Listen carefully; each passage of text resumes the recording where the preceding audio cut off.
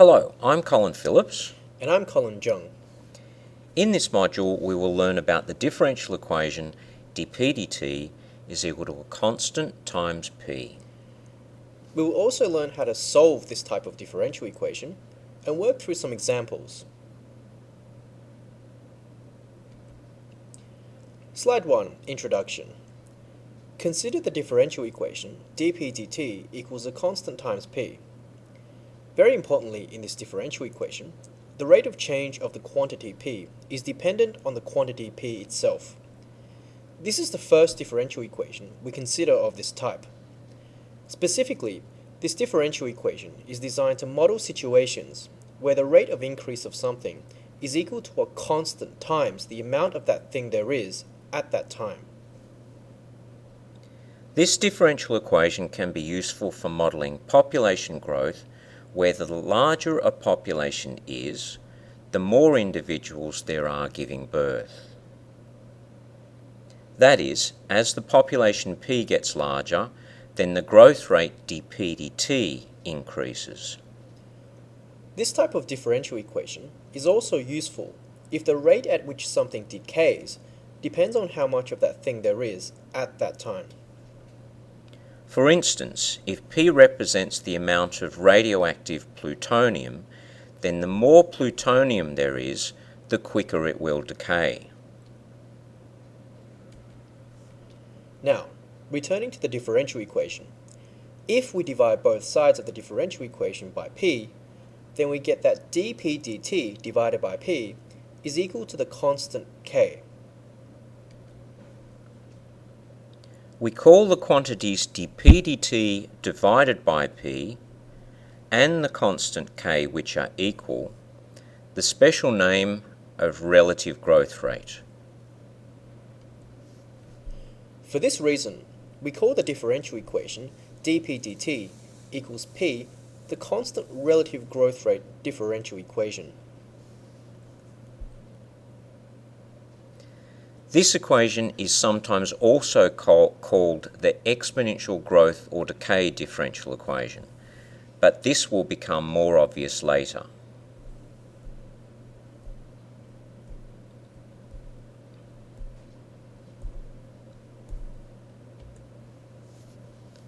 Let's consider an example. For the differential equation dp dt equals 3 times p, here the relative growth rate k is equal to 3.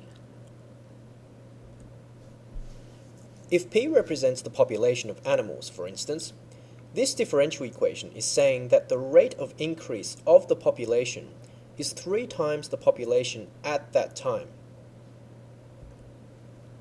This makes sense because the larger the population, then the quicker the population will grow.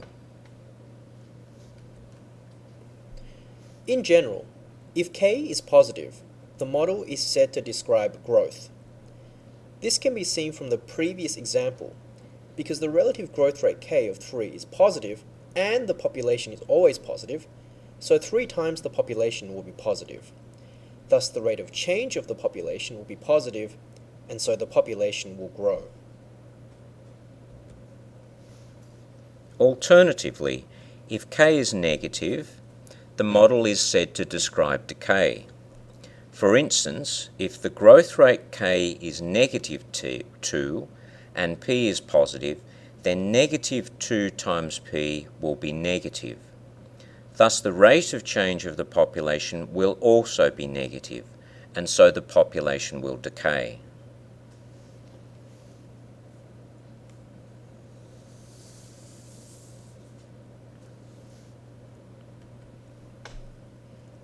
Slide 3, General Solution. How do we solve the constant relative growth rate differential equation? Well, mathematically, the DE is asking the question, what function p, which is a function of t, when you differentiate it, gives 3 times the original function? We can see that e to the 3t is an answer to this question because when we differentiate e to the 3t, we get 3e to the 3t and this is 3 times e to the 3t, which is 3 times the function we started with. In other words, the derivative of this function is 3 times the function, and hence solves the differential equation dp dt equals 3p.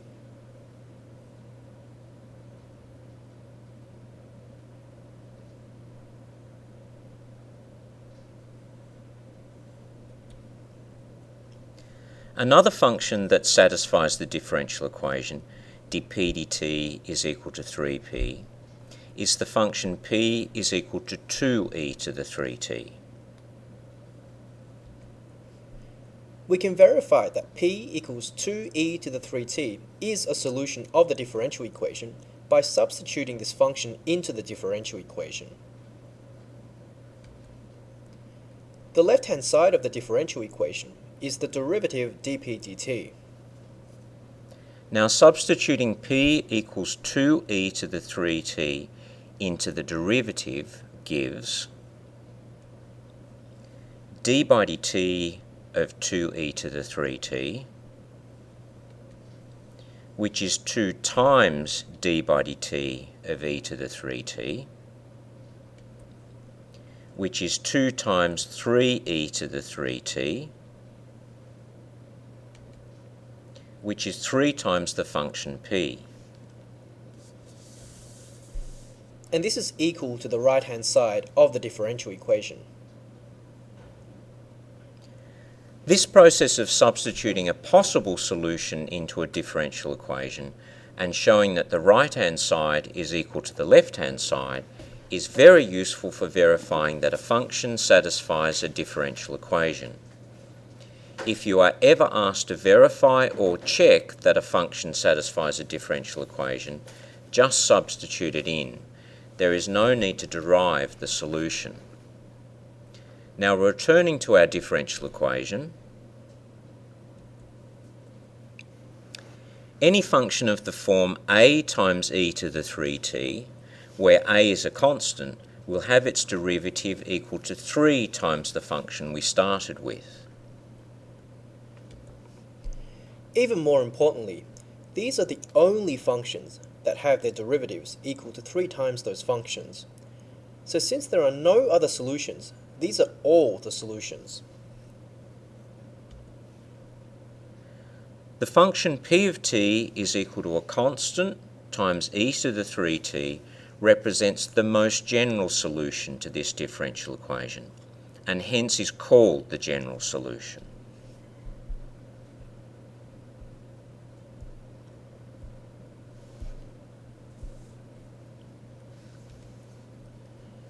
In summary, the general solution of the constant relative growth rate differential equation dp dt is equal to k times p is p of t is equal to a times e to the kt, where a is an arbitrary constant.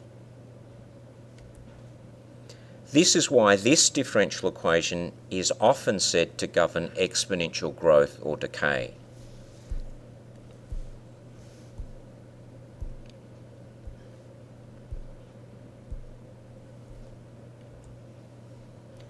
Slide 6, example number 1. To consolidate what we've learnt so far, let us solve a few more constant relative growth differential equations. These examples will be presented in a double column format, where the left-hand column corresponds to the basic theory and the right-hand column corresponds to the theory applied to our example. For our first example, we want to find the particular solution to the differential equation 1 on p times dp dt equals 5, given the condition that p of 0 equals 2. Our strategy here is to first find the general solution of the differential equation. We then use the given condition to find the arbitrary constant and then the particular solution.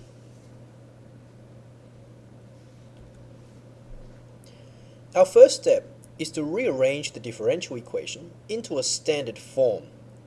Here, that means we must rearrange the differential equation so that the derivative dp dt is on its own on the left-hand side. For our example, this means we multiply both sides by p, giving the equation dp dt is equal to 5p. So here we want to find a function p which is a function of t such that if you differentiate it, you get 5 times that function. It's very important to realize at this stage that, as tempting as it may be, you cannot just simply integrate both sides with respect to t to get the solution. Sure, integrating the left-hand side will get you p, but integrating the right-hand side will get you 5 times the integral of p with respect to t. And this integral can only be worked out if we know what p is. But p, which is some unknown function of t, is exactly what we're trying to solve for.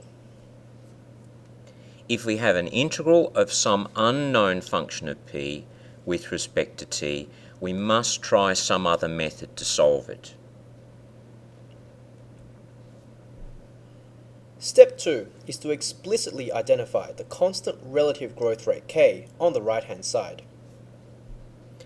For our example, k is therefore 5. In step 3, we write down our general solution. That is, what is the set of all the possible functions p, whose derivative is 3 times p? For our example, that's the family of exponential functions p of t is equal to a times e to the 5 times t, where a is an arbitrary constant.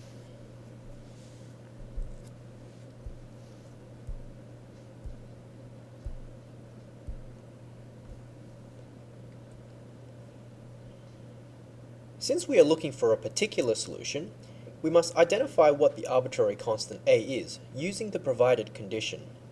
This is what step 4 is about. What is the given condition?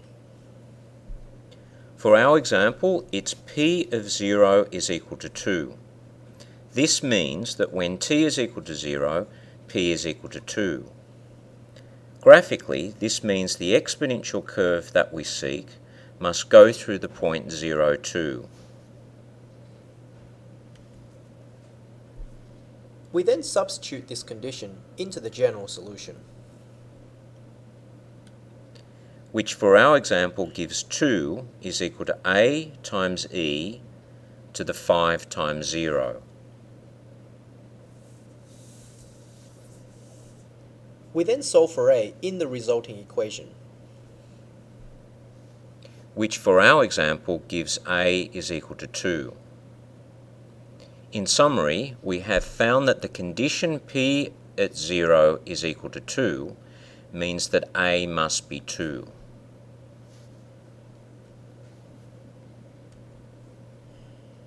If p represented population and t is time, then t equals 0 means initially in words. Therefore, the population at time 0, which here turns out to be exactly the arbitrary constant a, is often called the initial population and denoted p subscript 0, and we call this p0. For our example, the initial condition p at 0 is equal to 2 is telling us what the population was initially, that is, at time t is equal to 0. The final step is to substitute the constant into the general solution, which gives us the particular solution. For our example, the particular solution is therefore p of t is equal to 2 times e to the 5 times t. To summarise, we have found a particular function p, which is a function of t, that satisfies the differential equation dp dt is equal to 5 times p, and the extra condition that p at 0 is equal to 2. Graphically, we have found a particular exponential curve that goes through the point 0, 2.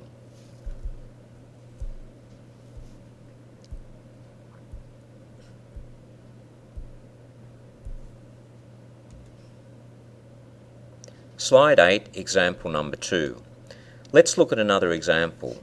Here we want to find the particular solution to the differential equation dp dt plus 2p is equal to 0, given the condition that p at 1 is equal to 7.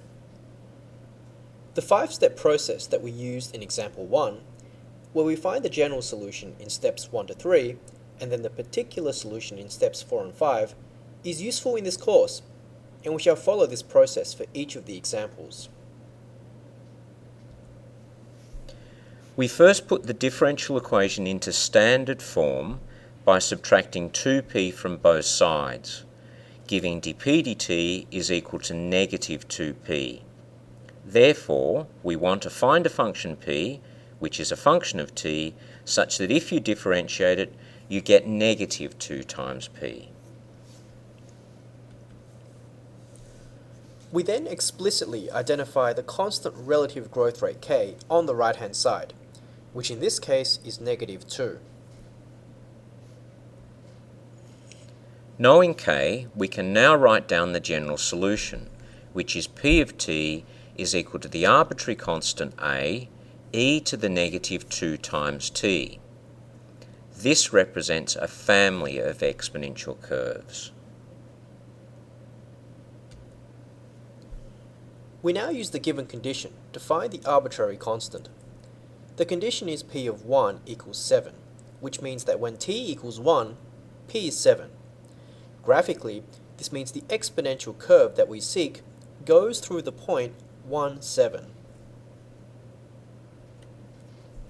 Substituting this condition into the general solution, we get 7 is equal to a, e to the negative 2 times 1. Solving for a in this equation, we get a equals 7 divided by e to the negative 2, which simplifies to 7 times e squared. In summary, we have discovered that the condition p of 1 equals 7 means that the arbitrary constant a turns out to be 5. The final step is to substitute a equals 7 into the general solution, which gives us the particular solution p of t is equal to 7 times e squared times e to the negative 2t, which can also be written in the form 7 times e to the 2 times 1 minus t. To summarize, we found a particular function p, which is a function of t, that satisfies the differential equation dp dt plus 2p equals 0, and the extra condition that p of 1 equals 7. Graphically, we have found a particular exponential curve that goes through the point 1, 7.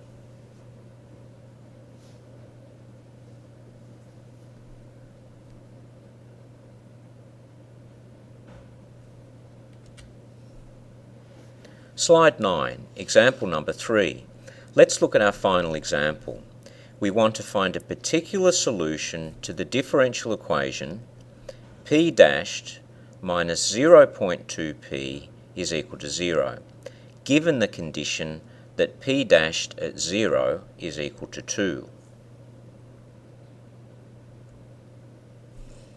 As usual, we first put the differential equation into standard form, and here we do that by adding 0.2p to both sides, giving p dashed, which is equal to dp dt, is equal to negative 0.2p. Therefore, we want to find a function p, which is a function of t, such that if you differentiate p, you get 0.2 times p. We then explicitly identify the constant relative growth rate k on the right-hand side, which in this case is 0.2. Knowing k, we can now write down the general solution, which is p of t equals the arbitrary constant a times e to the 0.2 times t. This represents a family of exponential curves. We now use the given condition to find the arbitrary constant. The condition is p dash of 0 is equal to 2, which means when t equals 0, the derivative of p is equal to 2. Since this is a condition on the derivative of p, we will need to find the derivative p dash first. So differentiating, we get p dash to be 0.2 times a times e to the 0.2t. We now substitute the condition into the derivative, giving 2 is equal to 0.2 times a times e to the 0.2 times 0, which simplifies to just 0.2 times a. Solving for a, we therefore get a equals 10. In summary, we have discovered that the condition p dash 0 is equal to 2 means that the arbitrary constant a turns out to be 10. This means that the initial value of p is 10. The final step is to substitute a equals 10 into the general solution, which gives us the particular solution p of t is equal to 10 times e to the 0.2t. To summarize, we found a particular function p, which is a function of t, that satisfies the differential equation dp dt minus 0.2p equals 0, and the extra condition that at t equals 0, the derivative is 7.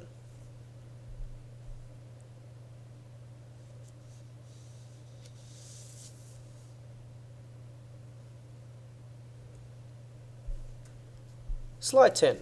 Derivation of the general solution.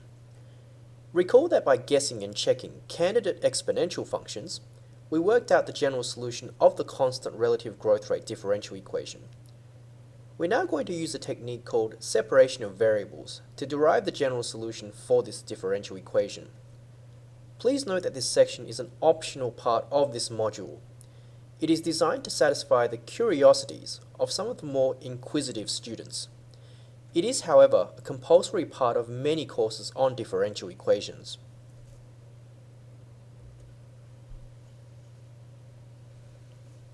For the equation dp dt equals kp, we first note that p is equal to 0 is a solution of the original differential equation.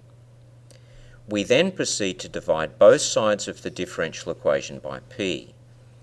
This way we have all the p's on the left-hand side of the equation.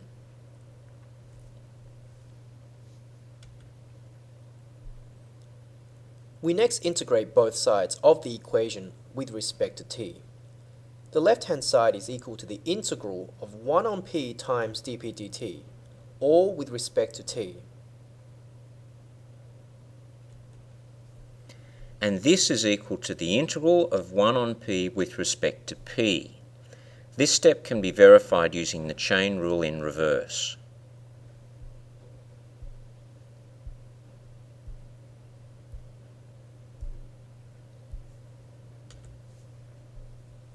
Slide 11. Simple method for remembering separation of variables.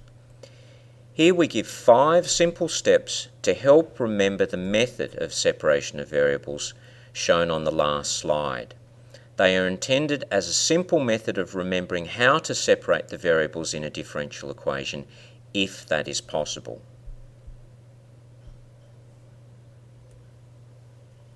In step 1, we divide both sides by p.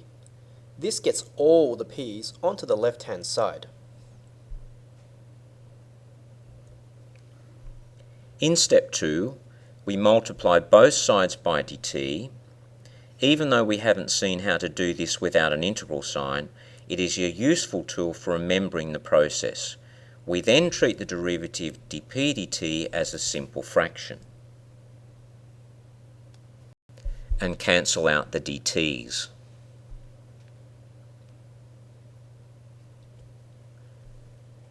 At this stage, we then have 1 on p times dp dt.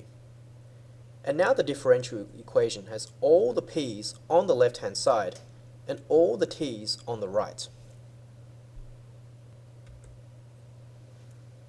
Step 3.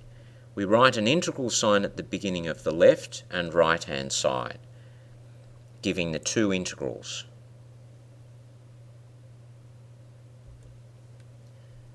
In step 4, we perform both these integrals.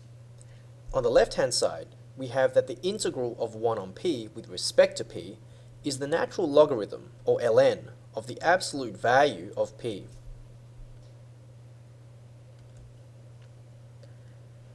And on the right-hand side, we have that the integral of k with respect to t is kt plus a constant of integration c.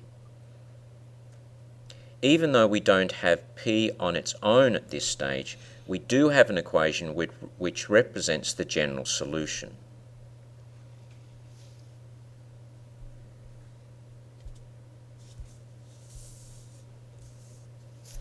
Step 5. To get p on its own, we raise both sides of the equation to the power of e. This gives the absolute value of p is equal to e to the kt plus c, which using an index law gives e to the kt times e to the c. Now, to remove the absolute value function on p, we use the definition of the absolute value and look at the sign of p.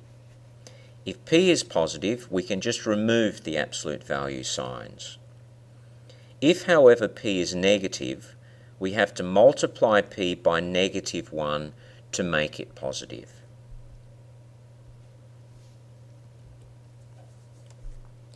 If p is positive, then we just get p is equal to e to the c times e to the kt.